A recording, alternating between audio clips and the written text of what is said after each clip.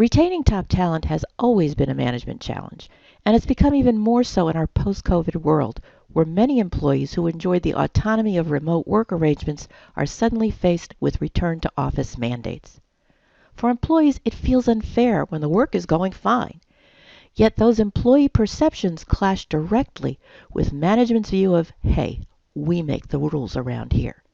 And for employees, it begs the question of, do I stay or do I go? This is Business Confidential Now with Hanna Hasl Kelchner, helping you see business issues hiding in plain view that matter to your bottom line. Welcome to Business Confidential Now, the podcast for smart executives, managers, and entrepreneurs looking to improve business performance and their bottom line. I'm your host, Hanna Hasl Kelchner. Today, we're going to continue with part 2 of the 5-part sneak preview of my new book, Seeking Fairness at Work, Cracking the New Code of Greater Employee Engagement, Retention, and Satisfaction.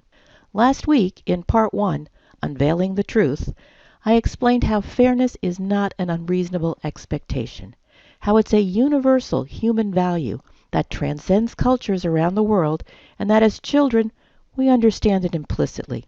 When playing a new game, we want to know how. And when others don't follow the rules, we're not above calling out the unfairness and even calling them cheaters. When it gets to be too much, we take our ball home. Real simple. In the workplace, we're typically more restrained, but the ability to recognize unfairness and experience it never leaves us. We know it when we see it. Last week, we also talked about the implied social contract that exists in the employee-employer relationship, and indeed all relationships, how it's a fundamental mistake to ignore the human social aspect of workplace relationships and treat it as a purely transactional one. The social contract represents the expectations we bring to the relationship of how we believe things should work. And since those expectations are not discussed, and certainly not written down, they're implied. They rarely get talked about until something drastically goes wrong, and then we should on each other. Oh, you should have done this and that, and oh, you should have told me, and we're off to the races. Sure, in the workplace, work product gets discussed. We need such and such project done by this date, so many new custom orders this month, and so forth. But a lot of important issues fall between the cracks, such as how we talk to each other, reasonable recognition, respect, innovation, loyalty, and a host of other things that are important to each of us, whether we're employees or managers. Today, we're going to pick up the discussion to answer why employees have any reasonable expectations of fairness beyond what management is willing to give them. In other words, what right do they have to expect fairness when management gets to set the rules? That's not only a great question, it's pivotal in establishing who's responsible for what in the workplace relationship, especially if you're interested in retaining top talent. Because like the kids on the playground, they're not going to stick around if the playing field is unfair. As a practical matter, retaining top talent is fundamentally no different than retaining the rest of your workforce. The big difference is it can hurt more when a top performer leaves. Retaining top talent is therefore important. You know that. So getting back to why top talent or any of your workforce talent has a reasonable expectation of fairness, it's important to remember the implied social contract that exists by virtue of the employee-employer relationship. It's the unspoken duty to work together, right? Okay, good. What many people don't realize is that every agreement carries with it an inescapable obligation of good faith and fair dealing. Even implied agreements. These are covenants. Now, this legalese basically means both parties need to play nice. The parties need to be faithful to the scope and purpose of the terms of the employee-employer relationship. Another way to think of it is sticking to community standards of decency, fairness, or reasonableness. Now, these are obligations that cannot be waived. They can't be ignored. So in a nutshell, fairness is about acting in good faith and fair dealing. There are standards. It's not subjective. Now, as a quick aside, please don't confuse this good faith covenant with the duty of good faith in fiduciary relationships. It's different. A fiduciary is required to put the best interests of the beneficiary first.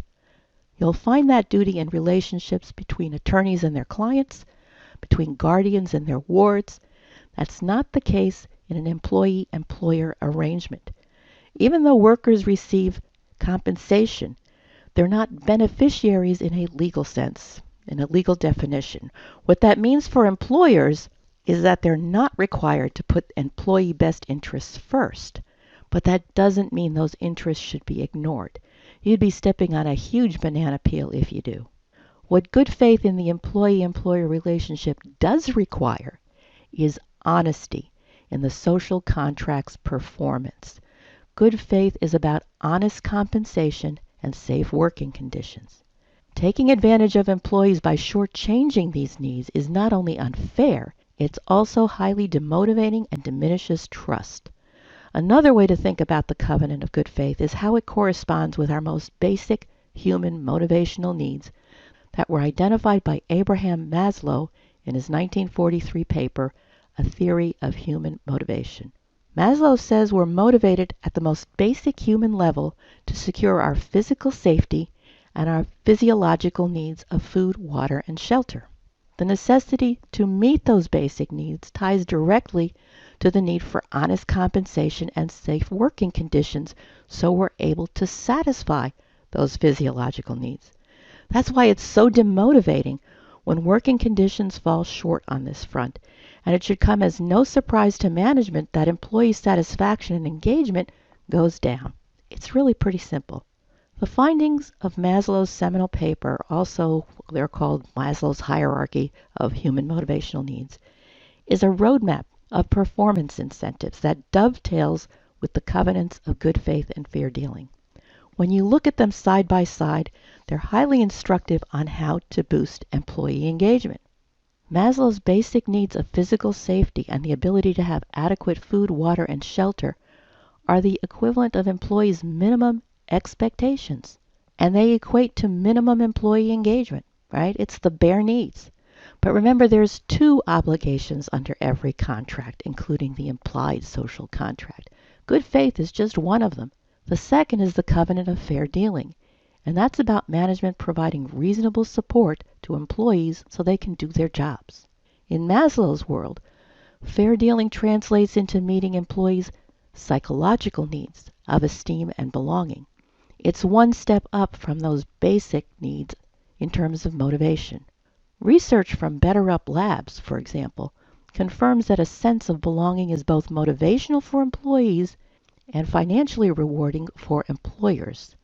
Its research revealed that if a 10,000 employee workforce experienced a high degree of belonging, it would correlate to an annual increased productivity of more than $52 million.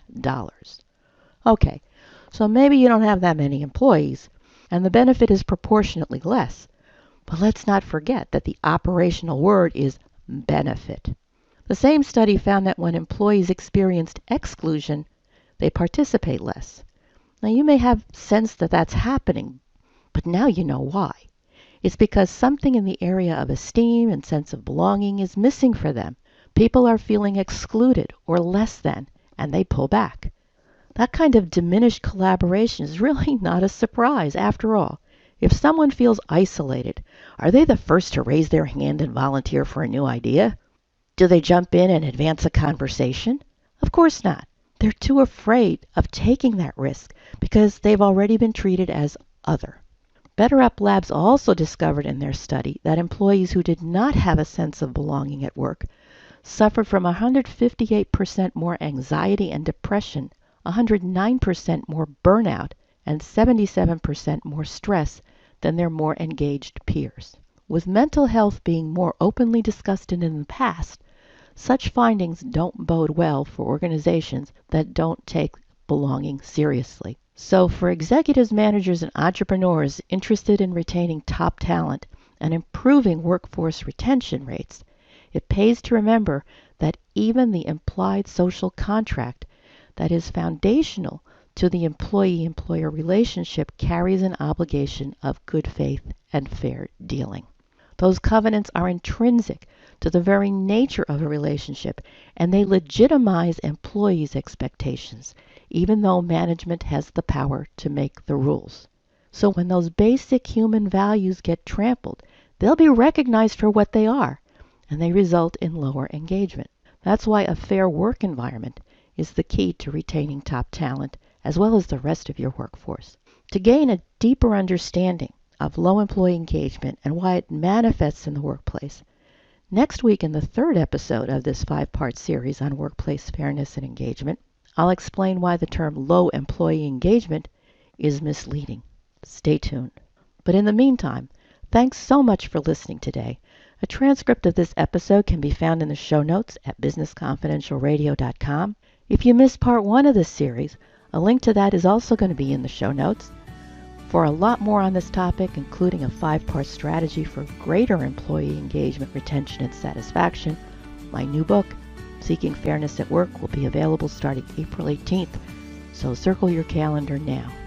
If you found today's episode thought-provoking, please be sure to tell your friends, share a link, and leave a positive review. I'll be back next week with part 3. Until then, have a great day and an even better tomorrow.